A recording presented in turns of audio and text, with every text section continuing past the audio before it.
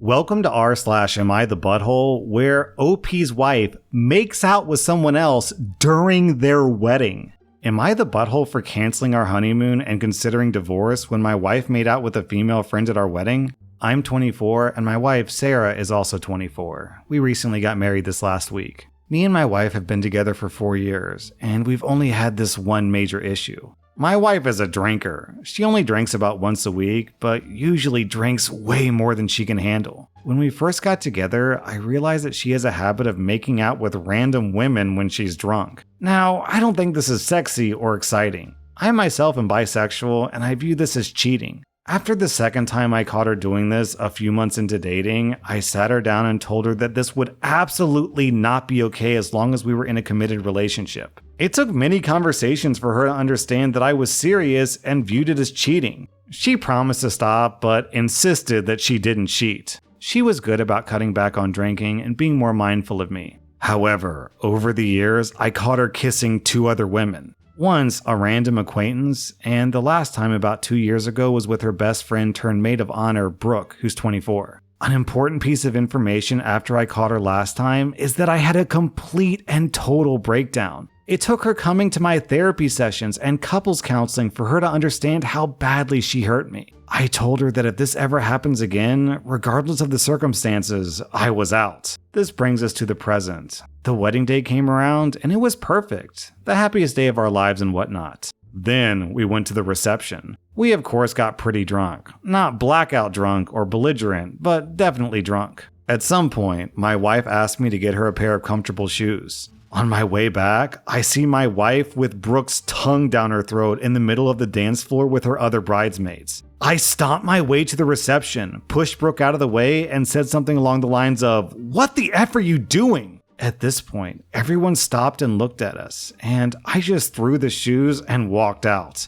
Sarah chased me out, bawling hysterically. Since this has happened, I canceled our tickets and hotel reservation for our honeymoon, and I'm strongly considering divorce. My wife has gone from begging to crying to name-calling. She ultimately decided that I was a massive butthole for embarrassing her at our wedding and throwing away our relationship over nothing. I think that I'm just done, though. She hurt me so many times, and she can't even see what she's doing wrong. OP, this is a lot of red flags in just one post. I can't believe you decided to go through with this marriage. And then basically her first act as your new wife is to immediately trample a well-established boundary that sent you to therapy before and make out with someone else. And it's not okay for you to embarrass her by saying, "What the F are you doing?" But it is okay for her to embarrass you by making out with someone else. OP, clearly marrying this woman was a mistake. Get out while you still can. I'm giving you 0 out of 5 buttholes. I'm giving her 3 out of 5 buttholes. Am I the butthole for divorcing my husband for putting a camera in our house to prove a point about me? I'm a 46-year-old woman and my husband is 47. It's been about 1 month since I found out that my husband put a hidden camera in our living room to prove that I'm lazy and worthless. It was a small disguised camera hidden inside what looked like a charging block. He stuck one in a living room outlet. We have 3 kids, a 16-year-old girl, a 14-year-old boy, and a 12-year-old girl. They all have a bunch of chargers and such, so I didn't suspect anything. The point my husband was trying to prove was that my administrative skills are not up to the super stay-at-home mom standards that he as a high earner deserves. This all started because my 12-year-old needed a permission slip signed and forms filled out to go on a class trip. I admit that things happened, and we missed the submission deadline. I had made a note to fill out the forms on another day since it was a task that I needed to be 100% focused on. But it was just the start of a new month, and that's when I do most of the shopping and tracking of household bills and subscriptions. I do daily cleaning, but we use a service for deep cleaning and landscaping that I had to supervise. Long story short, my 16-year-old calls my husband after picking up her sister, saying that she was crying because she can't go on her trip. My husband drove to the school and begged them to let him fill out the forms in the office. Thankfully, they let him since it was the same day. I apologized profusely. My husband, who's self-employed as an HVAC technician, laid into me about how he has so many calls a day, but he still handles the administrative aspect of his job, like communication and bookkeeping. I yelled back at him because his work is concentrated while my work at home has a bunch of moving parts and emotional labor as well. And also, I do it all behind the scenes. He digs his heels in about how I wasn't as busy as he was and I needed to do easy things better. A week later, he picks a fight about me not going that day to mail out checks to his employees when I could have done it the next day. He admitted to the camera and starts citing proof of times when I was on my phone, and that automatically equals goofing off. I was on my phone researching meals to fit my daughter's dietary restrictions while keeping her healthy as a ballet dancer. I was looking into subscriptions for frozen but healthy... I'm sorry, okay, I wasn't expecting that line. I was looking into subscriptions for frozen but healthy meals that she and the rest of us could have on the go or at home. The fact that he took offense to me occasionally lying down when I was researching, or that I had taken a TV break before preparing dinner, did it in for me. He knew that my days are crazy during the first days of the month, which was when the permission slip debacle happened. You kicked him out of the house? I kicked him out of the house. It's been a month, and friends have been saying that there are other men out there who wouldn't disregard the things I do to make the life of a high earner possible. I ended up seeing an attorney, and I just filed for divorce because I feel violated and devalued. Am I the butthole? Guys, let me preface this by saying that my wife is a stay-at-home mom. She is taking care of our 2-year-old daughter. I have a lot of respect for stay-at-home moms. But this lady... Okay, look, I'll admit that the guy is picking fights in a really aggressive manner. He's not really focused on communication and solving the problem. He's focused on like a gotcha moment. And spying on your wife is not a really cool thing to do, so he's definitely gonna get a butthole score. But lady, is he wrong? Not even close! What do you do all day? If your 3 kids were like ages 3, 4, 5, I could understand being busy all the time. But 16, 14, 12? You've also got maids who come in and clean your house and landscapers, and you have to supervise them? I've never even heard of that before. So what, you just follow them around from room to room, watching them, telling them what to do? Even if you did that, which I don't believe, by the way, I think you're lying to say that your day is busier than it really is. Even if you did that, that's still not going to take 8 hours because no one has maids and landscapers at their house 8 hours a day. At most, it's like, maybe 1 or 2 hours daily for maid service, and landscaping is like once a week. Like, your husband's 100% right. Why didn't you fill out the permission slip? You had time to fill out a note saying to fill out the permission slip, but not to actually just fill out the permission slip. And Ovi, I really wasn't expecting the line when you said, I'm so busy looking up subscription meal services so that I don't have to cook. I'm so busy doing that, researching meal plans. Oh my God, give me a break. Are we also to believe that since your 16-year-old picked up the 12-year-old, does that mean that that teenager is driving around the kids so that you don't have to? OP, what do you do? Look, I want to clarify, let me be super clear. If a wife wants to stay at home and do literally nothing, I think that's fine, as long as the husband is fine with it too. But if you're going to sit around on your butt all day, don't pretend that you're busy and that you're flustered. And I've got so much stuff on my plate because it's the beginning of the month and I shop on the 1st and then I have 29 days of nothing to do. And I can't do anything else on the 1st because that's the busiest day of the year. All right, I'm giving the... Sorry, this is just really funny. I'm giving the husband, I don't know, 2 out of 5 buttholes, maybe more like 1 out of 5 buttholes. The spying is kind of bad, but I kind of feel like he was pushed into doing it because his wife is constantly lying about how busy she is and just gaslighting him. I don't really feel like he just decided, you know what, I'm going to spy on my wife for the fun of it. I feel like she pushed him into doing it with constant lies that just don't add up. OP, I gotta give you 3 out of 5 buttholes here. You are full of yourself. You know what I just realized? The 16-year-old, instead of calling you, who was home and had nothing to do, when her little sister couldn't go to the field trip, she called her dad, who had a full-time job. Presumably because she knew that dad would fix the problem, but you wouldn't because you had your hands full monitoring the landscaping. So she had to call her pops to fix a problem that you created. Yeah, why didn't you drive to the school and beg the school to fill out the permission forms? Yo, this is not adding up. OP, you're full of shit.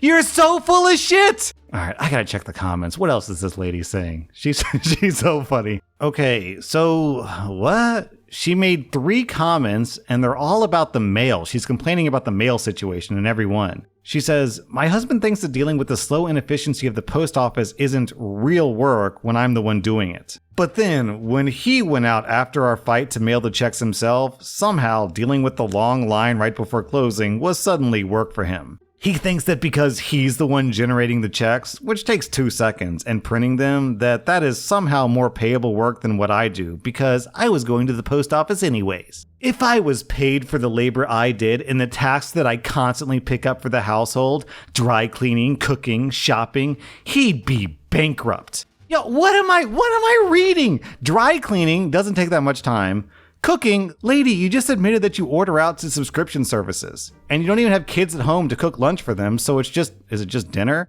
And then shopping, you said yourself you only shop once a month. Oh, hold on, this story is confusing the hell out of me. Can't you just put mail in those blue boxes? Look, it's 2024, it's a digital era. I haven't sent out paper mail to someone. I can't even remember the last time I did that. So maybe there's a reason why they have to go to the post office to mail out the checks, but can't you just throw a stamp on it, write out the address, and just slip it in those blue boxes? Am I missing something? Why are these people wasting time at the post office? Thank you so much for this post, OP. It really made my day. The delusion is just dripping out with every word. I cannot believe how far you have your head up your own butt. Am I the butthole for telling my mom and dad that they have to get their noses pierced if they want to see my daughter again? My husband and I traveled down to Mexico to visit with my family. I'm an American citizen, but my mom and dad are not. My mom and dad got my daughter earrings for her birthday. My daughter's ears are not pierced. She's only 1 year old. I told my parents that I would save the earrings for her until she was old enough to get her ears pierced. We left my daughter with my parents while we went to meet up with some friends. When we went to pick up my daughter, my mom showed us that we didn't need to wait because they had taken her to get her ears pierced. I got my daughter and I dragged my husband out of there before he lost his mind. We went back to our hotel. I am furious. My husband said that my parents are not allowed to spend time alone with my daughter ever again. I went even farther. I said that I wouldn't be bringing her or any other kids we might have down here to see my parents again. We checked out 3 days early and went home. On the way home, my parents were calling me to see when we were coming over. I ignored all the calls and texts until we were back home in Phoenix. We took a couple of days to think things over and cool down. I finally called them. I asked them not to speak until I was done talking. I told them that my husband and I are upset with them for getting our baby's earpiece without our permission. I told them that we went back home and probably wouldn't be visiting for a while. They said that my sister and I both had ears pierced when we were babies and that it didn't harm us. I said that we were not going to change our minds. They started getting everyone, including my grandmother, to call me and say that I was being ridiculous. I talked to my husband and we came up with a compromise. We agreed that we would resume visits, but not give them alone time, and only if they both got their noses pierced. They said that we're being stupid and that they're not going to do that. I said, no problem, and hung up.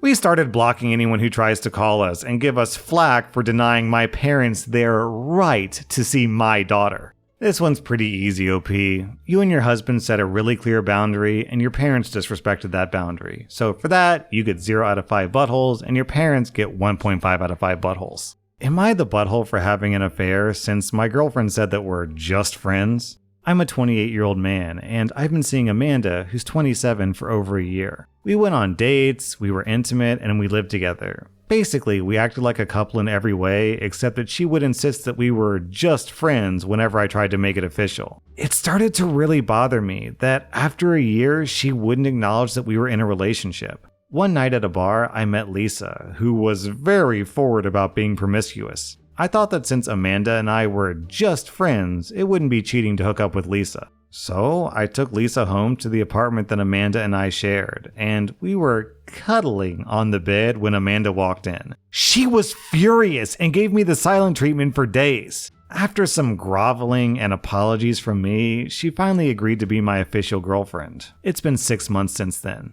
However, Amanda and some of my friends keep saying that I was out of line to hook up with Lisa, since Amanda and I were clearly more than just friends, despite what she said. But I figured since she kept insisting that we were just friends, I was free to see other people. Am I the butthole? OP, while reading the story, I had to go back and check your ages. You're 28 and she's 27 and you two are acting like 19-year-olds. I can't believe you guys are almost 30 and you both want to play this stupid, oh, are we dating? Oh, I don't know. Maybe we're dating. Come on, man. Also, your girlfriend / not girlfriend is incredibly stupid because the only benefit, basically, of declaring someone officially boyfriend-girlfriend is that means that you can't sleep with other people anymore, right? That's literally the only thing that changes. So, if she didn't want to make that jump, that means you can sleep with other people. Presumably, the reason why she didn't want to call herself your girlfriend is because she was sleeping with other people. But you gotta move on. Why do you want to be in a relationship with a girl that you had to grovel and beg to be your girlfriend? Does that sound like a healthy relationship to anybody? Have some self-respect, my dude. We already know that you can pick up pretty promiscuous women in bars, so get out there and enjoy life, my friend. OP, I'm giving you 0 out of 5 buttholes. I'm giving your girlfriend 1 out of 5 buttholes for her hypocrisy. She wants to not have her cake, but still eat it too. Am I the butthole for refusing to donate my kidney to my dying sister because she bullied me throughout childhood and never apologized? I'm a 28-year-old woman, and I'm in a really tough spot right now. My sister, who's 30, has been battling kidney failure for the past year, and our doctors have informed us that she urgently needs a transplant to survive. Here's the thing. Growing up, my sister made my life a living hell. She constantly belittled me, called me names, and even physically bullied me. It was relentless, and it left me with deep emotional scars that I still carry to this day. Despite all the pain she caused me, I've tried to forgive her and move on, but she's never once apologized or shown any remorse for her actions. Now, with her life hanging in the balance, my family is pressuring me to donate one of my kidneys to her. They say that it's the only chance she has, and that it would be heartless to refuse. But I can't shake the feelings of resentment towards her. Why should I sacrifice a part of myself for someone who never showed me an ounce of kindness or compassion?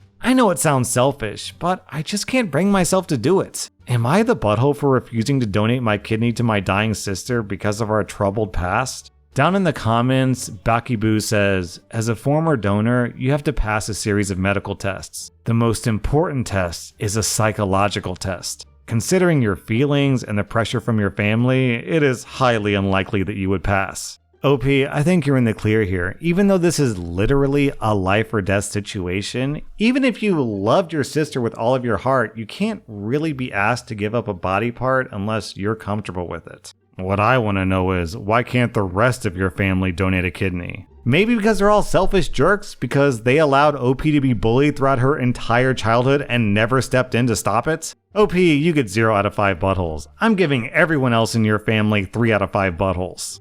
That was rSlash Am I the Butthole, and if you like this content, check out my podcast where I publish the exact same episodes. Also, hit that subscribe button because I put out new Reddit videos every single day.